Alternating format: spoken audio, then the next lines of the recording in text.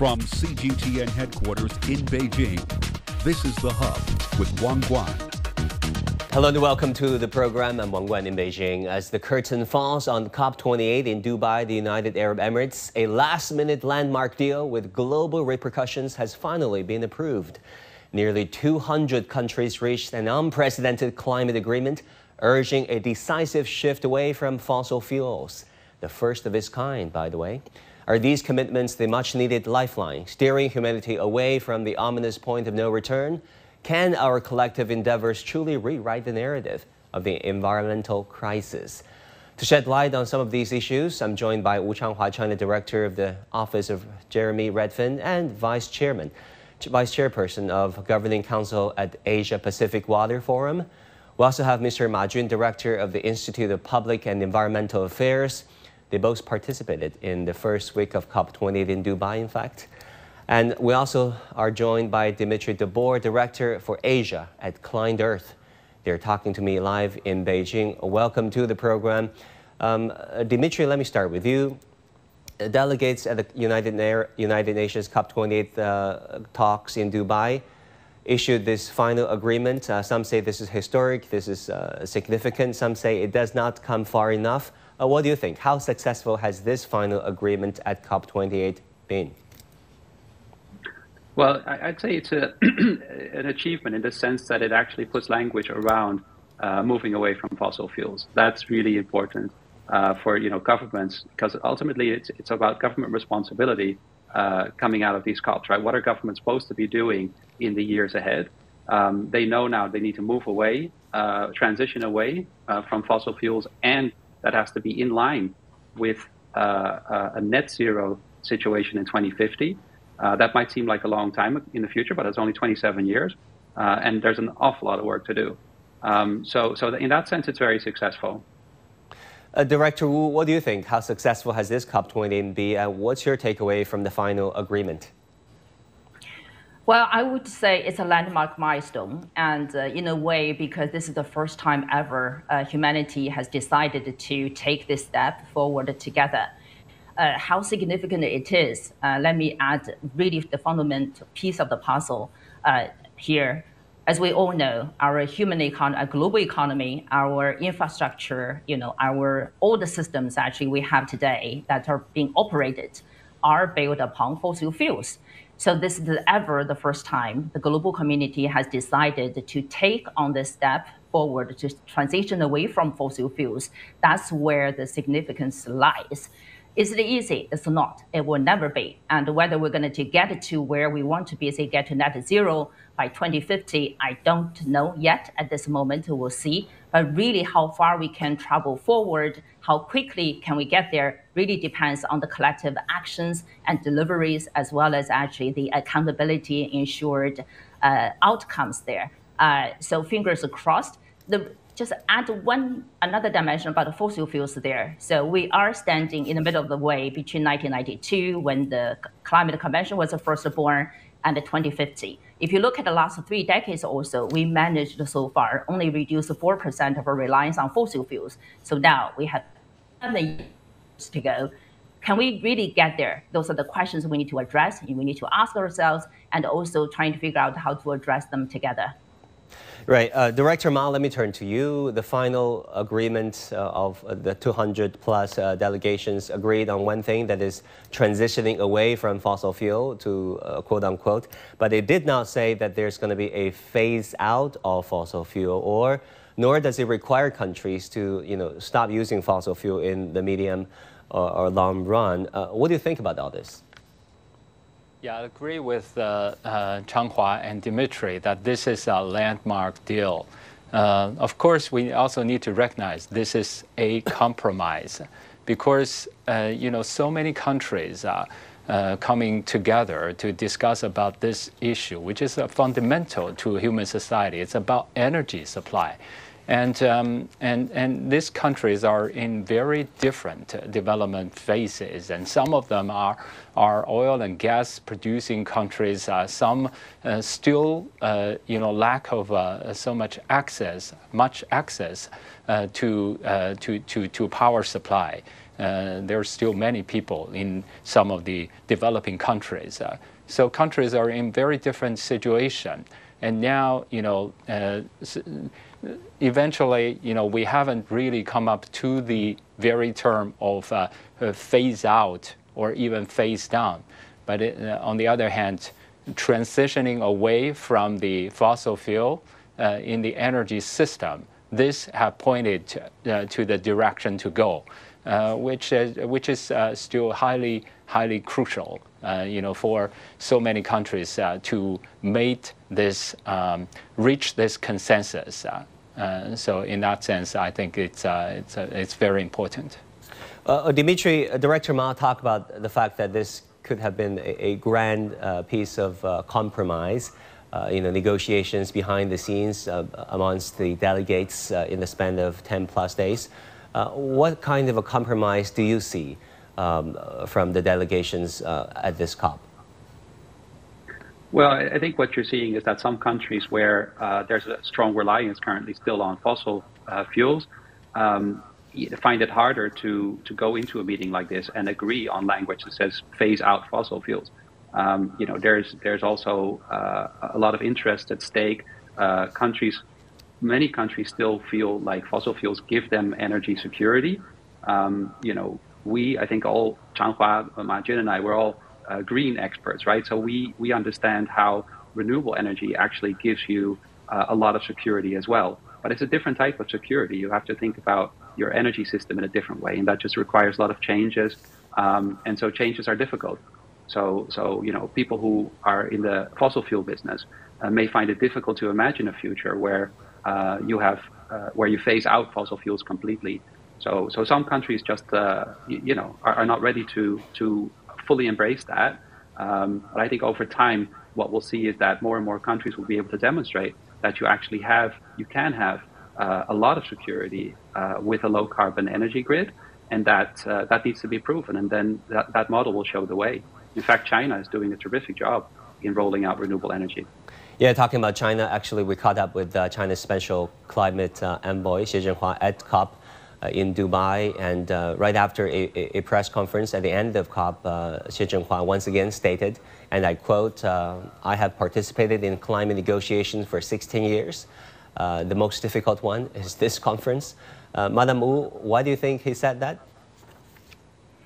Well, it's really understandable. He participated in 16, and I participated 10. Of course, we have totally different roles. He is in the driver's seat. I'm more like on the side as an observer there. Yeah, you have an important role to play I do understand.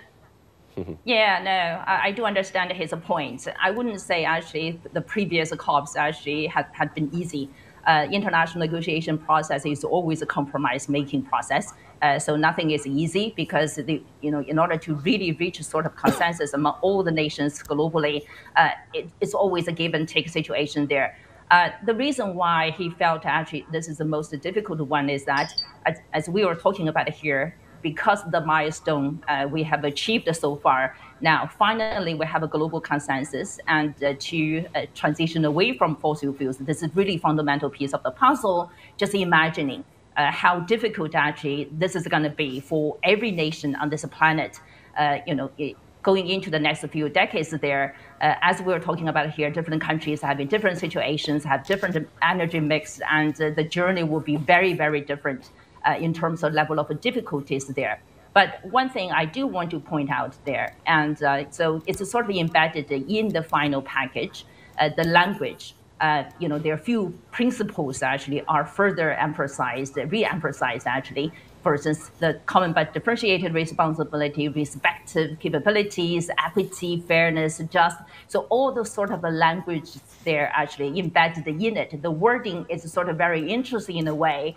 It itself actually reflects the difficulties as well as the compromise probably we have to make in order to reach consensus. Otherwise, we wouldn't be able to have traveled this far. So I do understand, climate envoy Xi Jinping's point, and also actually he is retiring. This is his last COP.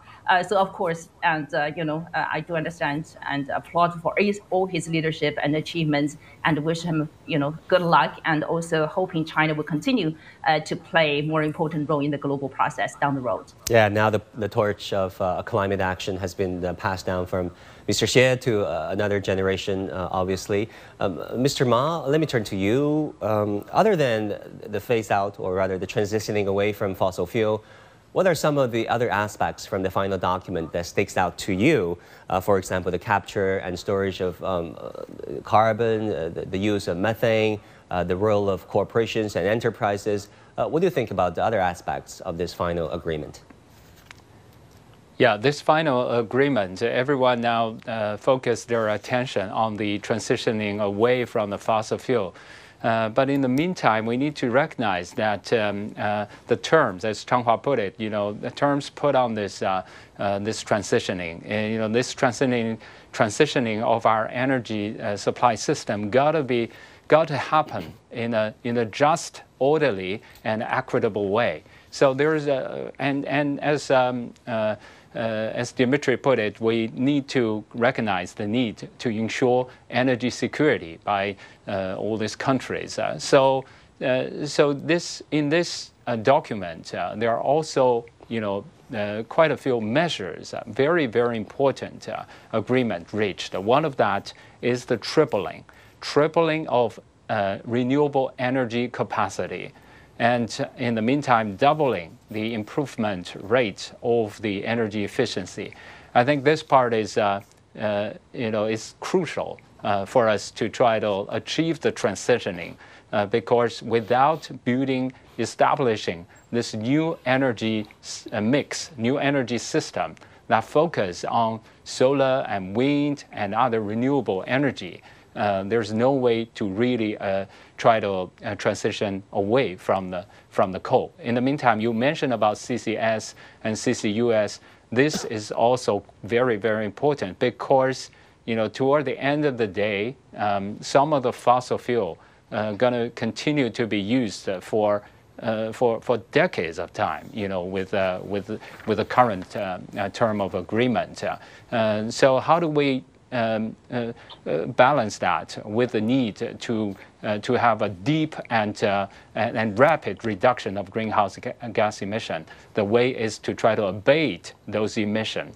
So capture and storage, if the industry, if the countries really feel that they can afford, so far is a very high cost of CCS and CCUS solutions, then probably they can go for that. Methane is another issue that is going to buy us time. If we can cut the methane reduction, particularly in this decade, it's going to buy us time to keep 1.5 degrees Celsius target within reach. On this point, China and U.S. made historic agreement on this methane issue. I think it's also played a very important role. Dimitri, talking about the role of the United States, U.S. Envoy on Climate John Kerry said this after the press conference. He said the final document is a success and vindication of multilateralism. What do you think about that? Also considering the fact that the election year is down the horizon, we have a primary soon in Iowa, Des Moines. Could all this change? Well, his point is really important, right? That the world needs to be working together to address climate change. And especially if the largest emitting countries, US and China, can see eye to eye and continue to have an active dialogue on this, I consider that an extremely important thing for the world, because all countries in the world and businesses, people need to make decisions. Where do they invest? Where do they think this is heading? How genuine is the world about this climate transition? And so, having that multilateral approach, demonstrate success is absolutely of critical importance. So, yeah, I would support that that it is important. And of course, he's only saying it because geopolitics are very complicated these days. And so, how to make sure that we can work together, and we do. And in climate, in many ways, is one of those things where we see there is a common enemy. We have to work together, and hopefully that can work be a force for peace in this world and be a force for good. You're talking about force for good. China and the United States, their collaboration are key. Before COP28, leaders of China and the United States met in San Francisco. Right after, they issued the Sunnyland statements on climate. Let's listen to what John Kerry, the U.S. climate envoy, and Xie Zhenhua, China's special representative on climate change, had to say earlier on at COP28 in Dubai. Here in Dubai, we have already fulfilled part of what we agreed in Sunnyland, which is working together to make a successful COP28. We both hope and are pleased that we think our joint work not only advanced our respective national efforts, but also reflected at the COP in many ways throughout the creating of momentum and providing substantive ideas. Director Wu, what influence do you believe the recent Beijing-Washington interactions have had in shaping global policies, especially the final agreement at COP28? Well, how the U.S. and China, the world's two largest economies and also the two largest emitters, work with each other, right? The relationship between the two happens to be a fundamental piece of the puzzle as well, because if you're looking back to the Paris 2015 COP21, the so-called success, definitely the bilateral relationship, the agreements signed before Paris Agreement played a significant role for the outcome of the Paris Agreement. To a certain extent, that was repeated this year. Right before COP28, the Sunnyland joint statement definitely set a good foundation, indicating to the global community that no matter how complicated the politics actually have been, the two largest economies decided to take on their responsibility, at least actually indicating they are willing to work with each other. So from that perspective, I think that's very significant. Then if you look at it down to the specifics there, Ma Jun mentioned early on, so the two largest economies agreed in the Sunnyland joint statement that we're going to move forward actually by tripling renewable energy, addressing the methane and other greenhouse gases emissions there, and besides and many other actions there. They are pretty much aligned with this transition away from fossil fuels, but they seem to be sort of in a very conservative way. So when the two countries actually really went to COP28, they probably to a certain extent overwhelmed by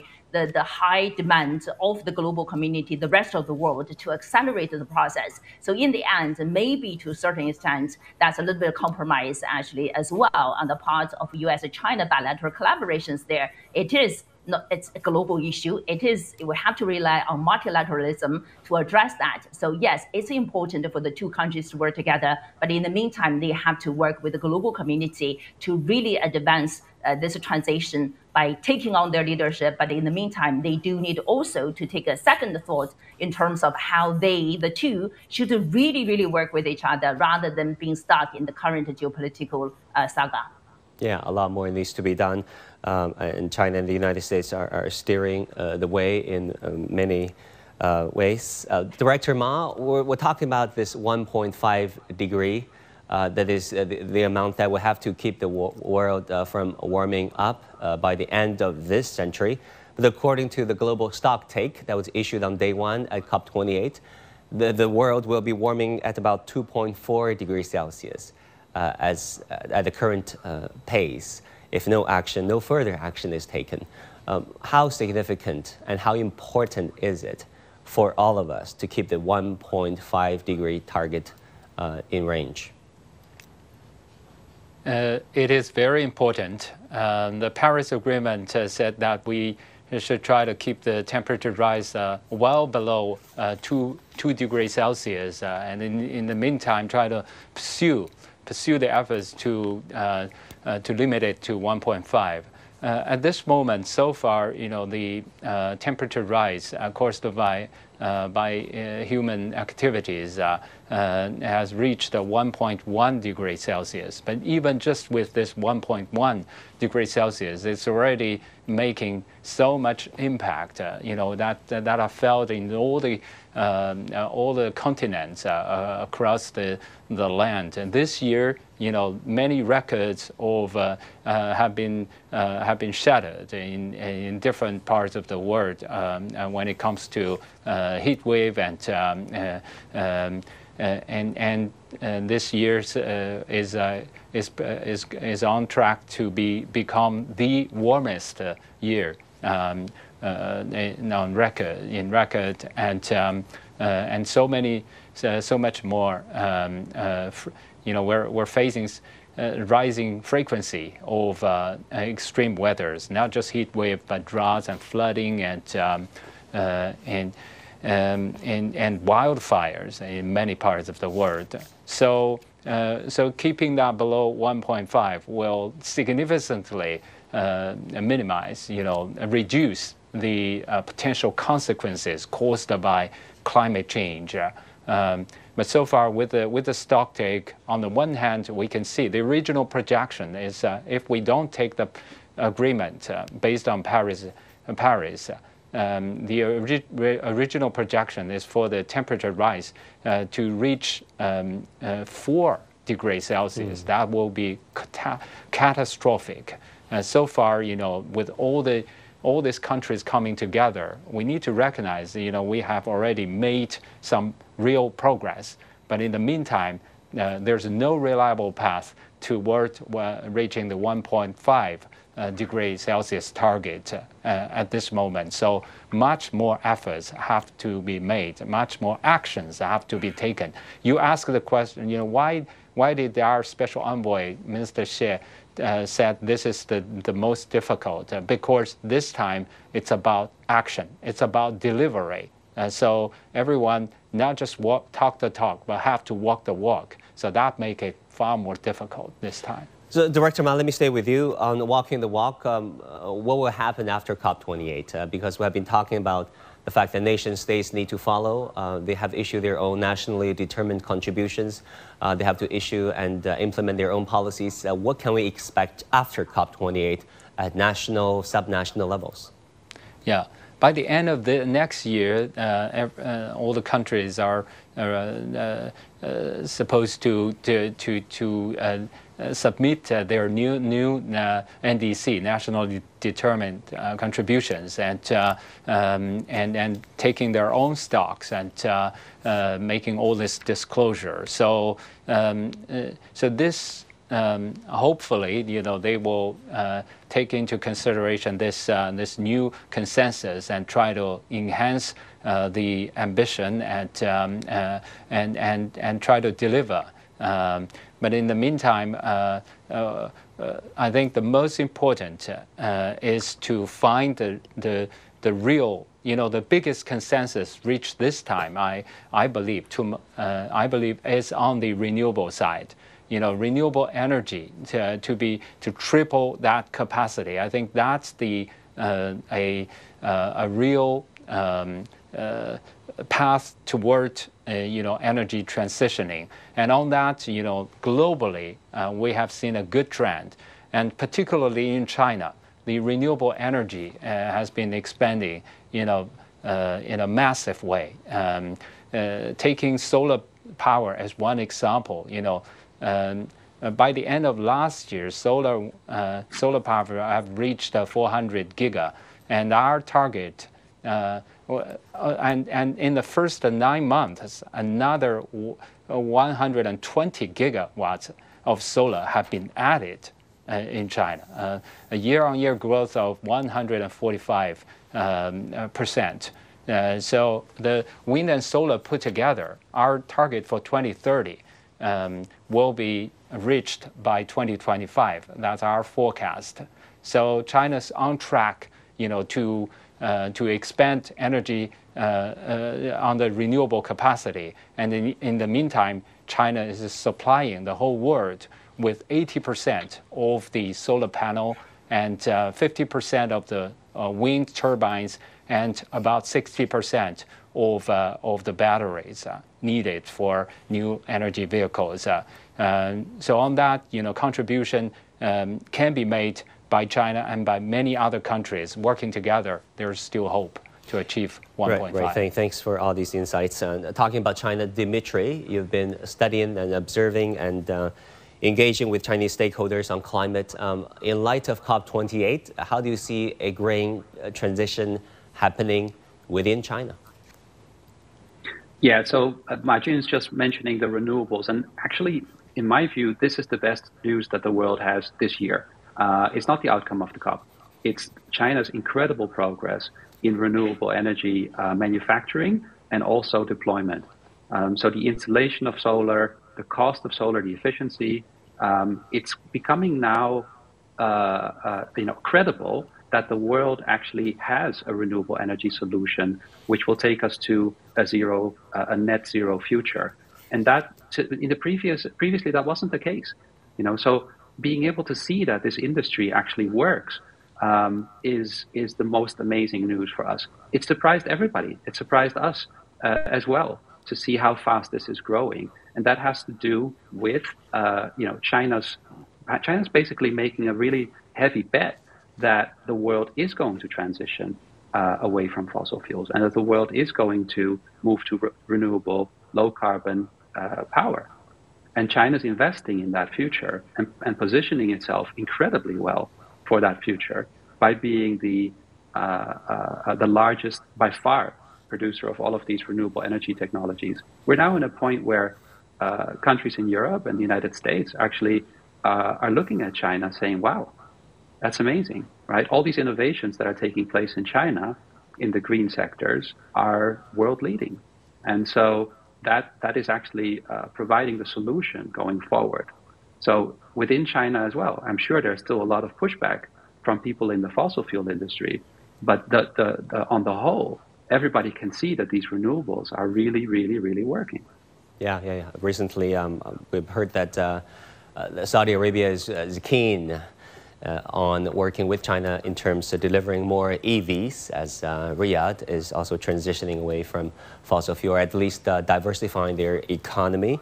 Director Wu, finally, we have 2 minutes left. Maybe you can tell us about your observations, how you truly felt at COP28. You've been in Dubai for, a week? What impressed you being there at the conference site, talking with the stakeholders and the participants? Well, there were two major sort of, we call it exponential curves actually influencing, the COP process there. So on the one side, we call it negative tipping points, as we're talking about intensified climate changes or the natural disasters and the loss and damages. So that's one side.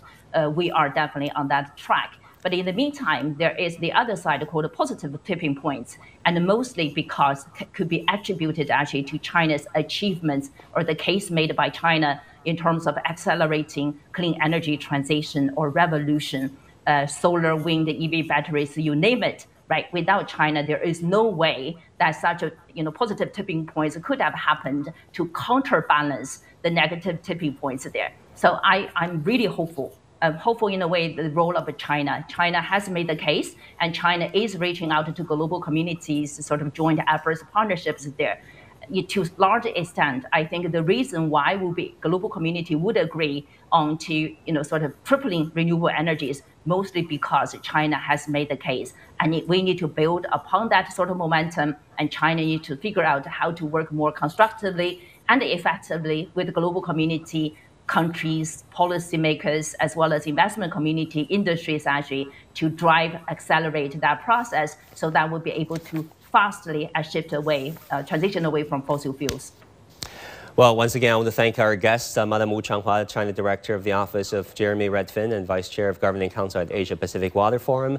Director Ma Jun, thank you as well, Director of the Institute of Public and Environmental Affairs.